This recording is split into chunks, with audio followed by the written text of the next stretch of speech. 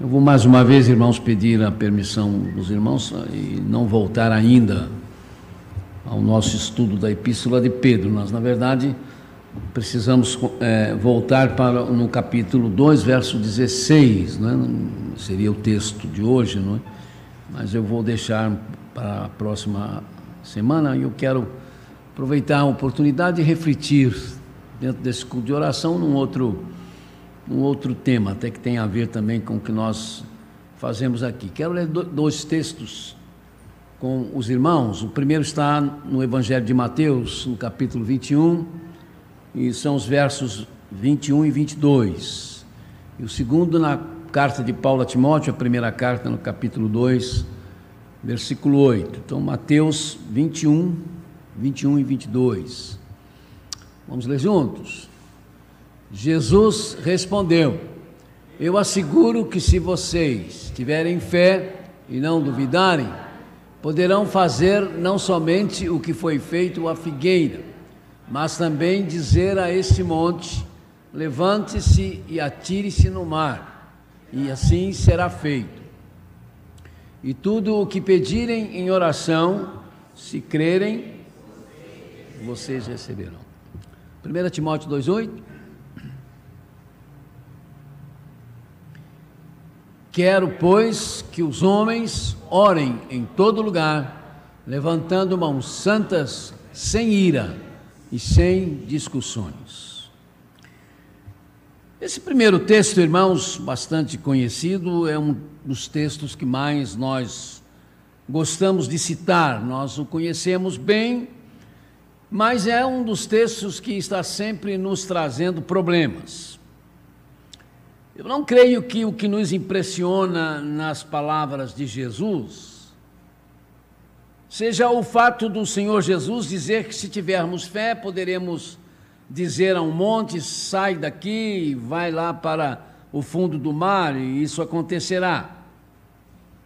Todos nós entendemos que essa é uma linguagem figurada, isto é, que ninguém tem de chegar para uma montanha e dizer isto, e para que tenhamos a certeza, não é, de que isto é figurado, de que isso se refere a problemas que sejam grandes como um monte, não a uma montanha de terra, é só responder ou tentar responder a pergunta. Cite um só exemplo no qual Jesus mandou uma montanha sair do seu lugar, ou um montículo, ou um montinho, um só exemplo que ele tenha feito isso, ou que os apóstolos, qualquer um dos apóstolos tenham feito isso. Não, o Senhor Jesus nunca fez isso, não que ele não pudesse fazer. Eu acho que pegar 5 pães e 2 peixinhos, não é isso? E alimentar mais de 10 mil pessoas e mandar uma montanha sair do lugar, eu sinceramente não sei o que é mais difícil de fazer. Jesus poderia fazer, não é? Quando o Senhor repreendeu o vento, não é, e as águas enfurecidas do lago de Genezaré, ele lidou com um fenômeno existente na região, mas um fenômeno, inclusive, que continua acontecendo até hoje, nos mostrando que ele tem controle sobre o fenômeno, mas não o eliminou. Na verdade, nunca Jesus corrigiu a geografia de qualquer lugar, em todo o seu ministério.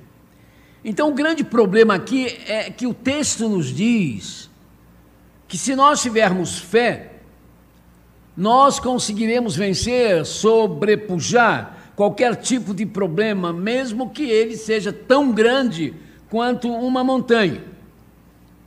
Só que não temos conseguido resolver esta questão. A questão de que a questão é: a grande maioria de nós pouco pode falar de orações respondidas, de orações atendidas, e nós sabemos que isso tem a ver com a nossa fé. É claro que há alguns irmãos aqui que podem falar de resultado das suas orações, eu posso falar de resultado de orações, mas essa não é a regra geral para a maior parte dos membros da igreja. A maioria não vive, na verdade, esta realidade. Fala que é preciso ter fé, entende que precisa ter fé, defende essa ideia, mas não experimenta os resultados disto. Agora, o segundo texto também nos perturba, Quantos dos que vivem por aí, nessas reuniões poderosas de oração, que dizem que acontece isso ou aquilo, passa batido por cima desse texto? Ter mãos santas ou puras, sem ira e nem contendas, para orar. Para poder orar, irmãos, é muito complicado, mas esta é a exigência bíblica, e é nisto aí que entra usar a fé, desfrutar da fé, que é aquela fé sem a qual não se pode agradar a Deus, segundo está lá em Hebreus. Então nós queremos ter fé, nós precisamos ter fé, porque nós queremos orar. Nós precisamos orar, não como para obedecer a um ritual, uma reunião pré-agendada para a oração, que pode acontecer. Obviamente, nós aqui temos reuniões pré-agendadas para a oração, que a quarta-feira é sempre um tipo de reunião assim.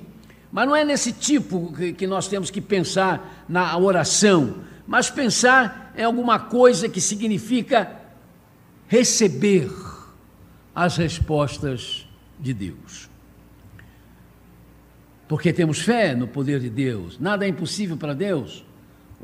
O nosso dirigente aí nos dirigiu para ler esse texto, mas sem dúvidas, amados, esse negócio de fé está cada vez mais complicada, pois afinal mostrou-nos a ciência, eu já falei isso aqui, a fé de repente não é mais do que o exercitar uma certa região do nosso cérebro, e aí não importa em quem depositamos a fé, segundo esse estudo. Nos Estados Unidos fez um grande sucesso uma espécie de associação criada por médicos e estudiosos que passaram a estimular os seus pacientes a usar a fé nos tratamentos. Na Harvard e em outras grandes universidades americanas foram ministrados cursos onde os futuros médicos começaram a aprender a lidar com a fé dos pacientes.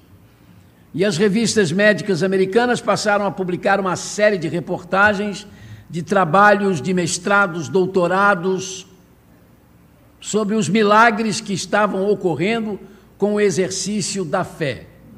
Só que era a fé num poder qualquer. Nesse trabalho médico universitário não importava se o paciente apelava para a sua medalhinha de São Cristóvão ou para a imagem do Buda. Não importava se a fé para a cura estava sendo depositada no Jeová dos judeus ou no Alá dos árabes. Não vinha ao caso se quem tinha fé era um evangélico liberal ou fundamentalista, ou se era alguém que tinha comunicações com entidades ditas espirituais. O importante, diziam esses cientistas, alguns dos quais se dizendo ateus, é que a coisa vem dando resultado com curas já comprovadas de doenças gravíssimas, com apenas o uso, na verdade, do potencial humano autossugestivo cerebral, que eles então dizem é o que se chama de fé. Como sempre acontece, por causa disso, houve então os que começaram a deixar a igreja, perderam a fé, ficaram surpresos com essas descobertas, como se tivessem sido apreendidos ou surpreendidos num grande blefe. É claro, foi Deus mesmo quem pôs no cérebro humano aquilo que já tinha o nome que tiver e que pode produzir a fé. Isso faz parte da criação de Deus. A fé, a autossugestão, é verdade que tem de fato uma força extraordinária e que em si é uma coisa positiva, mas que lamentavelmente muitas vezes é usada com essa capacidade dada por Deus ao ser humano de ajudar-se a si mesmo, mas de repente para se tornar na fonte de um culto a um nome errado, a pessoa errada, aos falsos deuses, ou até mesmo para ser usada, como tem sido em nome de Jesus, mas desviando os crentes do evangelho autêntico, do evangelho bíblico, ou como eu gosto de dizer, do evangelho puro e simples. Mas não tenhamos dúvidas, é no nosso cérebro que está também a capacidade que Deus dá a todo ser humano de ter a fé cujo autor, cujo sustentador, cujo produtor não é um ser humano, mas é o Senhor Jesus Cristo em quem devemos pôr os nossos olhos. Hebreus 12, 2. E como isso, irmãos, produz uma experiência profunda, dizemos que ela tem a ver com o coração, porque realmente mexe com os nossos sentimentos, mexe com as nossas paixões, mexe com as nossas emoções como um todo. E para que não sejamos tapeados e comecemos a usar não a fé em Jesus Cristo, mas tão somente a nossa capacidade, que deve e precisa ser usada, mas não para nos fazer ter conceitos errados e celebrarmos cultos errados, observemos algumas características da fé, dom de Deus, da fé sem a qual não podemos agradar a Deus, a fé da qual Jesus Cristo diz: se vocês tiverem fé, da fé que eu e você, que a nossa igreja precisa, em nossas orações, da fé que se produz na mente, é verdade, conforme a ciência mostrou, sem dificuldades de aceitarmos isso, mas que afeta todo o nosso sentimento, afeta toda a nossa emoção, porque é assim o propósito de Deus, e foi para isso que Deus criou esse lugar de capacidade de crer no cérebro de cada um de nós. A primeira dessas características é que esta fé, dom especial de Deus, não se conforma com a manutenção em nós de algum pecado escondido. Porque, queridas, manos e irmãos, não há como levantar mãos santas, puras para o céu, como disse o apóstolo, e assim poder orar com algum pecado guardado dentro de nós. Você pode orar, você pode pular, você pode dar cambalhota, você pode saltar, mas se tiver pecado dentro de você, intencional, a sua oração não vai passar desse teto, mas não vai mesmo. Se quisermos ter a fé que agrada a Deus, se quisermos ter a fé que traz respostas às nossas orações, se quisermos ter mãos puras e santas para podermos orar, então não podemos nos esquecer de que Deus é absolutamente santo, absolutamente perfeito, absolutamente puro, e não vai nos ouvir se intencionalmente nós estamos pecando e mantendo o pecado em nossa vida. Quando o salmista ora: Senhor, vê se há em mim algum caminho mau, ele está nos ensinando que nós podemos ter pecados não deliberados. Você pode pecar sem saber que está pecando, é outra situação. Se deliberadamente, se conscientemente nós toleramos um pecado em nossa vida, nós estaremos afastando Deus de nós. E como consequências, nossas orações serão ineficazes, mesmo que venham a ser feitas em reuniões mirabolantes, cheias de gritos, de gemidos, de gente que tem visões e que falam, de repente, repetições inócuas que não dizem nada. Toda a palavra alerta, não é pelo muito falar que vocês serão ouvidos. A Bíblia é clara, irmãos, em relação a isso. O marido que não se relaciona bem com a esposa, Paulo disse, as suas orações não são atendidas. Ou seja, o marido que sabe que não está tratando a esposa como deveria tratar, respeitá-la como deve respeitá-la, e vice-versa, obviamente, a Bíblia avisa, suas orações não vão ser ouvidas. Que é isso? Pecado. Pecado deliberado, que precisa ser corrigido, que precisa ser acertado. Entretanto, se confessarmos os nossos pecados, Deus nos perdoa e ficamos mais uma vez limpos e mais uma vez livres da culpa. Jeremias 31, 34 diz assim, está escrito lá: perdoareis as suas iniquidades e dos seus pecados. Essas ações do passado, por causa desse pecado, ainda poderão nos trazer consequências, mas o pecado estará perdoado. Se alguém, porém, já confessou, entregou o seu pecado a Deus e já o abandonou, mas continua sentindo-se acusado, sinta-se que essa voz de acusação não é de Deus. Ele está ouvindo a voz do acusador. Satanás é o acusador. Lembremos-nos sempre, o perdão de Deus é completo e permanente. Em 1 João 9 nós encontramos que se confessarmos os nossos pecados, Ele é fiel e justo para nos perdoar os pecados e nos purificar de toda injustiça. Se Cristo nos liberta, não permitamos que Satanás continue a nos escravizar. Mas lembremos-nos, não mantenhamos, não conservemos em nós algum pecado, não cultivemos na terra do nosso coração a planta de um certo pecado, porque ela vai estragar a terra. Ela vai se tornar árida. Espiritualmente falando, nossas almas se tornarão ressequidas por causa da ausência da comunicação com Deus. Lembremos-nos do caso de Adão e Eva. Depois que eles pecaram, eles perderam o prazer de se encontrar com Deus. Sabe, se conservarmos pecados em nós, nós perderemos o prazer de falar com Deus. Não teremos como usar a fé, porque teremos mãos impuras, nas quais haverá ira e contendas, situações que desagradam a Deus. Mas na observação de algumas características da fé dom de Deus, da fé sem a qual não poderemos agradar a Deus, da fé sobre a qual Jesus Cristo diz, se vocês tiverem fé, então, descobriremos que a segunda dessas características é que esta fé dom especial de Deus não se conforma com a manutenção em nós de sentimentos de raiva, de ódio, de rancor em relação ao próximo. Não há como levantar as mãos santas, mãos puras para o céu e assim podermos orar com algum rancor em nós, porque nossas mãos se enchem de ira e contendas e aí não conseguimos mais orar.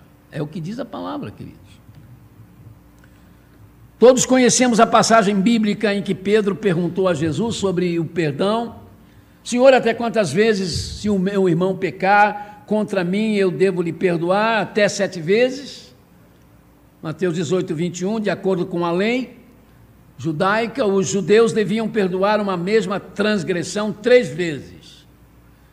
Pedro, ao sugerir 7, achava que estava sendo generoso demais, que estava sendo bonzinho demais, e que sem dúvida tomou um susto enorme com a resposta de Jesus, quando Jesus disse, não, Pedro, eu não digo que até 7 vezes, mas até 70 vezes 7. Os irmãos sabem que o número 7, na gematria hebraica, é o número da perfeição, é o número completo. 70 vezes 7 significa sempre, não tem limite, a verdade é essa. O que o Senhor Jesus então nos ensinou com essa resposta é que o perdão não é uma questão de matemática, e tampouco é uma questão de palavras. Perdão é uma atitude do coração, e é o Espírito Santo quem nos capacita a perdoar. Muitas vezes por nós mesmos não conseguimos mesmo, mas se nos deixarmos levar, usar, tomar pelo Espírito Santo de Deus, isso acontece. Como crentes nós sabemos, irmãos, porque o perdão é algo tão importante. O Senhor Jesus Cristo disse, porque se vocês perdoarem as ofensas das pessoas, então o Pai Celestial também perdoará vocês. Mas se vocês não perdoarem as pessoas por causa das ofensas delas, então o Pai não vai perdoar as ofensas de vocês. Mateus 6, 14 e 15. Se Deus não lhe perdoa, como é que Deus vai lhe ouvir? Se Deus não está perdoando você nem a mim, como é que Ele vai me ouvir em minhas orações? Eu não sou alguém perdoado. Eu preciso ser perdoado para ter acesso a Deus. Quando não conseguimos orar, a nossa vida começa a se tornar como um bagaço de laranja. O bagaço da laranja tem a ver com a laranja, de certo modo ainda é laranja, mas é só bagaço. Quando um crente não pode orar, ele continua sendo crente, mas é como o bagaço. É o bagaço, não é a laranja. Então ele precisa orar para perdoar, para Deus lhe socorrer nisso, pois o perdão purifica o nosso coração, as nossas mãos, deixa leve a alma, e ela pode então elevar-se ao céu. Quando detestamos alguém, quando temos raiva de alguém, quando guardamos rancor de alguém, quando temos mágoa de alguém, nossas mãos se enchem de ira e não podem ser erguidas em oração, a não ser que comecemos a orar pela pessoa que nos aborrece. É impossível a gente continuar odiando, detestando alguém, quando a gente começa a orar por esse alguém, pode ter certeza. Você tem raiva de alguém? Está na bronca com alguém? Comece a orar por ele. Eu sei que as primeiras orações vão ser difíceis. Primeira oração você tem vontade, passa um caminhão em cima dele, tomara que caia uma casa, dá um terremoto, Senhor, afunda ele. Mas a segunda oração você já não vai pedir um caminhão, você vai dizer, aqui uma Kombi, um caminhão não, uma Kombi. Na terceira já é uma motocicleta, na quarta você já não vai pedir mais, na quinta, lá para a sexta, sétima, você está dizendo, abençoa ele, Senhor, que ele possa ser feliz. Porque é isso que a oração faz, essas coisas são exercícios, irmãos. A fé cristã é todo um exercício, né?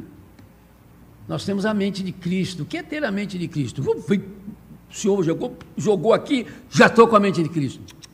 A mente de Cristo é procurar pensar como Cristo, é exercício. Você vai exercitando. O que Cristo faria? Como é que Cristo falaria? Aí você começa, com a capacidade que Deus deu também para você, você começa a trabalhar e você começa a agir com a mente de Cristo, e assim é o perdão e as demais coisas. Mas na observação de algumas características da fé, o dom de Deus, da fé sem a qual não podemos agradar a Deus, da fé sobre a qual Jesus diz, se vocês tiverem fé, descobriremos que a terceira dessas características é que esta fé, dom de Deus, ou dom especial de Deus, não admite a desconsideração pela soberania de Deus.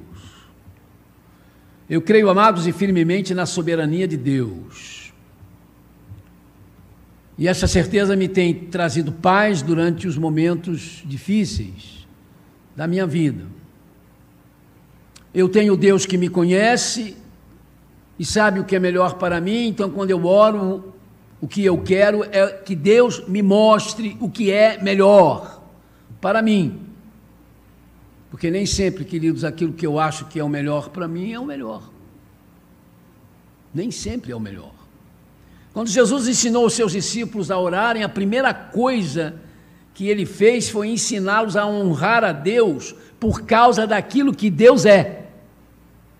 Pai nosso que estais nos céus, santificado seja o teu nome, venha o teu reino, faça-se a tua vontade, assim na terra como no céu. Entenderam? A primeira parte da oração que Jesus ensinou é honra a Deus. Ele está no céu, ele é aquele que tem autoridade para que aquilo que deve acontecer seja de acordo com a vontade dele que está no céu. É a primeira coisa que se aprende para orar. Quantos de nós oramos preocupados com isso? Dispostos a declarar na nossa oração a nossa soberania ao poder, à vontade e à direção de Deus. Nessa oração do Pai Nosso, o Senhor Jesus nos ensinou com clareza que nós somos filhos sob a autoridade do Pai, e sempre que nós negligenciarmos isto, nós vamos sair dos limites estabelecidos pelo próprio Senhor Jesus, e aí vamos nos danificarmos, vamos ser estragados, vamos corromper, ou vamos ser corrompidos no nosso relacionamento com o Pai. Quando eu ensino aos irmãos que a oração não existe para mudar a vontade de Deus sobre isso ou sobre aquilo, mas ela existe para mudar a nossa vontade acerca de Deus, eu ensino isso, irmãos, sem medo de errar. E disso eu não tenho medo de dar contas a Deus. Ninguém se coloca no centro da vontade de Deus, querendo impor a Deus a sua própria visão das coisas. Volto a lembrar um exemplo de um personagem bíblico, sempre apresentado como um milagre, não deixou de ser, obviamente que não, que foi o rei Zedequias. Você vai morrer. O profeta disse, prepara a tua casa porque você vai morrer. não quero morrer. Natural, não queria morrer, começou a chorar. Pede a Deus, por favor, que eu não morra. O profeta foi e consultou a Deus. Diz para ele que eu vou dar mais 15 anos de vida dele, a ele. Não devia, irmãos, não Deus. Deus sabia o que estava fazendo, mas o rei não devia ter pedido aquilo. Foram 15 anos trágicos para Israel. Naquele período nasceu o pior rei de Israel de toda a história, que felizmente depois também se converteu, ainda bem, não é? Mas foram anos difíceis. Israel foi invadido pelos babilônicos por imprudência do rei Ezequias. Bom, você queria viver mais, eu disse para você que você ia morrer. Teria sido melhor para Ezequias cair de joelho. Então, Senhor, me prepara por esse momento, me ajuda, do que, não, eu quero viver mais. Vejam bem que Deus, de repente, resolveu fazer a vontade da pessoa e não a vontade dele, porque a vontade dele era essa: você vai morrer. Essa é a minha vontade, ou meus planos. Eu não quero morrer, por favor, me deixa viver. Bom, é essa a sua vontade? Eu vou fazer a tua vontade. Mas não tem jeito, irmãos. Pode acontecer, isso às vezes se repete, mas sempre com resultados semelhantes, parecidos. Quantas vezes eu já ouvi de membros da igreja dizendo isto? Teria sido melhor que eu não tivesse pedido isso a Deus, porque o que eu estou passando agora, porque Ele me deu exatamente o que eu pedi, hoje eu reconheço que eu pedi mal, e insisti tanto, né? Que aí Deus diz, bem, você tem que aprender, você não conseguiu ainda aprender a se submeter e a crer que a minha vontade é melhor, então eu vou até dar o que você quer, mas você vai ver que não vai dar certo, não vai ser bom para você. Jesus Cristo, irmãos, é que ensinou que tudo que pedirmos em seu nome, Ele nos concede. Mas nas instruções que o Senhor Jesus passou aos seus apóstolos, explicando-lhes a sua missão, explicando-lhes a missão do Espírito Santo, nesse discurso Jesus diz assim também, tudo quanto vocês pedirem em meu nome, eu farei. Se me pedirem alguma coisa em meu nome, eu farei. Condições sine qua non, tem que se pedir em nome de Jesus. De vez em quando eu tenho que completar a oração dos irmãos. Eles vão orando e esquecem de falar em nome de Jesus. Aí eu digo ali, em nome de Jesus. Tem que pedir no nome de Jesus, é a regra da Bíblia. Ai, Deus então nunca me atendeu. Não, até atende, não vou dizer que não atendeu, mas isso é uma questão de a gente aprender. Mas nesse mesmo discurso, onde Jesus disse isso, que em meu nome eu vou responder a sua oração, ele diz assim, se vocês permanecerem em mim, se vocês permanecerem em mim, e a minha palavra permanecer em vocês, então vocês pedirão o que quiserem e vocês receberão. João 15:7. Porque, irmãos, quando a palavra do Senhor está em nós, você pede certo. Pode ter certeza. Quando a palavra de Deus está em mim, está em você, quando eu vou orar, seja qual for a minha necessidade, eu vou pedir certo. Porque o Espírito de Deus vai me conduzir no pedido que eu tenho que fazer. E eu lhes pergunto, a oração do Pai Nosso é a palavra de Jesus? Claro que é, os irmãos vão me responder. Foi Ele que ensinou essa oração. Então é a palavra de Jesus também, é a palavra de Deus, de certo modo. E nessa oração, Jesus diz que nós temos que dizer a Deus, seja feita a tua vontade, assim na terra como no céu. A palavra de Jesus nos diz que nós devemos dizer a Deus, seja feita a tua vontade. Queridos, quando a palavra de Jesus está em nós nos submetemos a Deus e submissos a Deus, a gente descobre que a gente precisa, não é o que a gente quer, como eu disse inicialmente, mas sim aquilo que Deus quer para nós. E aí nós passamos a querer o que Deus quer para nós. E aí passamos a pedir o que Deus quer que seja pedido. Então recebemos e podemos experimentar coisas grandes e firmes que vocês não sabem, como está lá escrito pelo profeta Jeremias, né? Porque às vezes também tem essa pergunta, pastor, na verdade a gente ora para quê? Se Deus já sabe tudo o que vai acontecer, antes de acontecer ele já sabe o que vai acontecer, eu vou orar para quê? Vou orar para você ver e experimentar o que o profeta disse. Clama a mim, responder-te-ei e te mostrarei coisas grandes e firmes que você não sabe, você não conhece. Tem coisa que eu tenho que te mostrar e só vou mostrar porque você está orando, você está pedindo. De repente, no meu não que eu vou dar para você, eu vou lhe mostrar outra coisa que você não estava percebendo e que vai lhe abençoar extremamente. A Bíblia diz que Deus guia as pessoas que são humildes na sua justiça e ensina as pessoas que são mansas no seu caminho.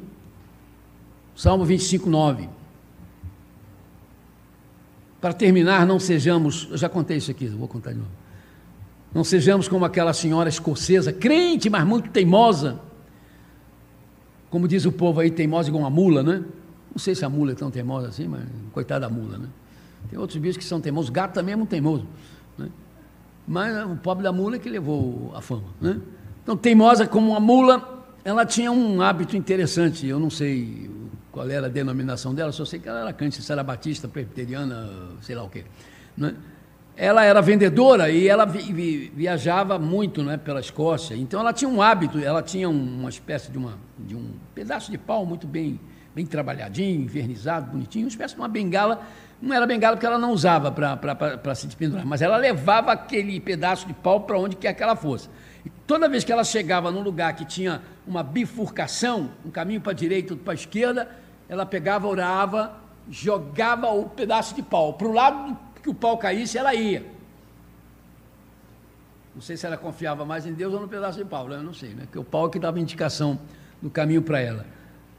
Um dia ela parou em frente a um caminho e começou a jogar o pau. Jogou uma vez, jogou duas vezes, jogou três vezes. E aí aproximou-se um senhor, ficou parado olhando e disse: minha senhora, quando ela se preparou para jogar a quarta vez, ele falou assim: peraí, a senhora pode me explicar aí o que está acontecendo?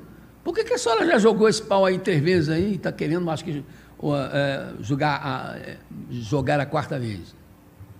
Não, aí ela explicou: não, é que esse pau eu levo para saber aonde Deus está me mandando, mas esse miserável desse pau está tão desobediente que está sempre caindo para o lugar que eu não quero.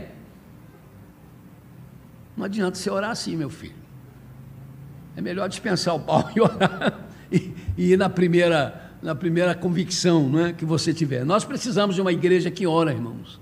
É muito bom uma igreja que canta, é muito bom uma igreja que se estrutura, que se organiza, mas é indispensável uma igreja que ora. Nós estamos numa guerra sem quartel, numa guerra contra as hostes espirituais da maldade. E nessa guerra, o que prevalece são as armas espirituais, principalmente a palavra de Deus, a Bíblia, que tem de ser estudada, aprendida, praticada, e a oração. Vamos nos convocar, irmãos, a todos, em nome de Deus, em nome de Jesus. Vamos ser diligentes, insistentes em nossas orações, mas para que os resultados das nossas orações possam ser vistas, então vamos primeiro confessar, corrigir, abandonar os nossos pecados ocultos.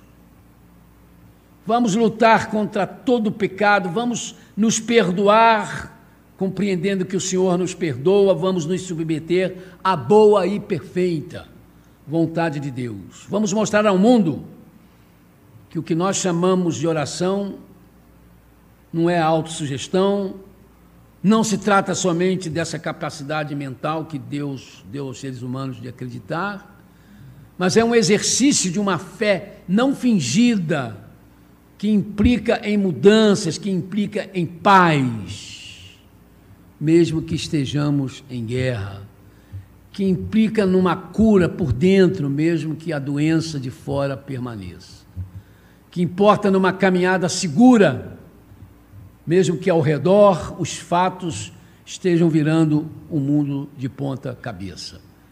Que Deus tenha misericórdia de nós e nos ajude, que não adianta só discurso não, irmãos, é preciso que a gente viva, que a gente creia, que a gente aprende à luz da palavra de Deus. Amém.